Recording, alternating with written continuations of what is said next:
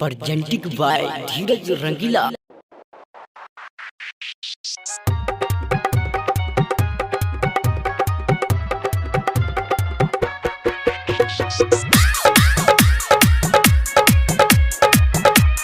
Recording by Sapna Music.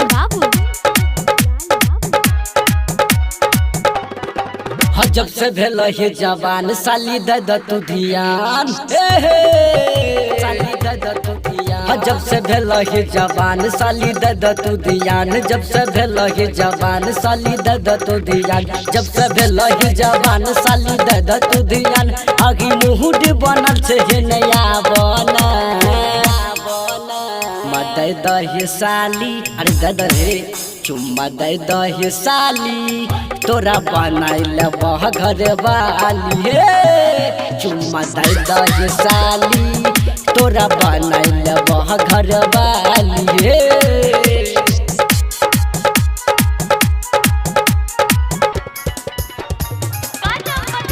चुम्मा दे दही साली, तोरा बनाइल बह घर वाली हे। हो चल चुनुआ चौक पर दिए बा झुमका, बेसी गर्मी चहरता पिए बा ठंडा। अरे चल न हे ठंडा। हो चल चुनुआ चौक पर दिए बा झुमका, बेसी गर्मी चहरता पिए बा ठंडा।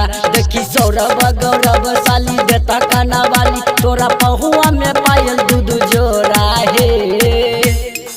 चुम्मा दे दही साली, अरे दोन हे चुम्मा दे दही साली, तोरा बनाइल बह घर वाली हे। चुम्मा दे दही साली, तोरा बनाइल बह घर वाली हे। अरे दोन हे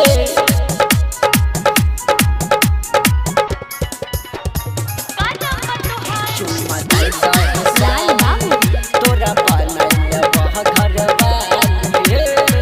हर गीसु यादव के तू मानिला बात, धीरज रंगीला के नहीं तू छोड़ी हो हे साथ, छोड़ी हो हे साथ। हर गीसु यादव के तू मानिला बात, धीरज रंगीला के नहीं तू छोड़ी हो हे साथ। कहो एकले सैया नारी खलता रहते के क्या बाजी रहिया दिया बूता के अपन घरवा में।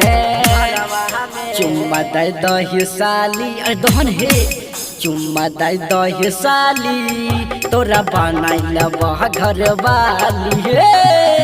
चुम्मा दे दही साली, तोरा बनाइल बह घर वाली हे।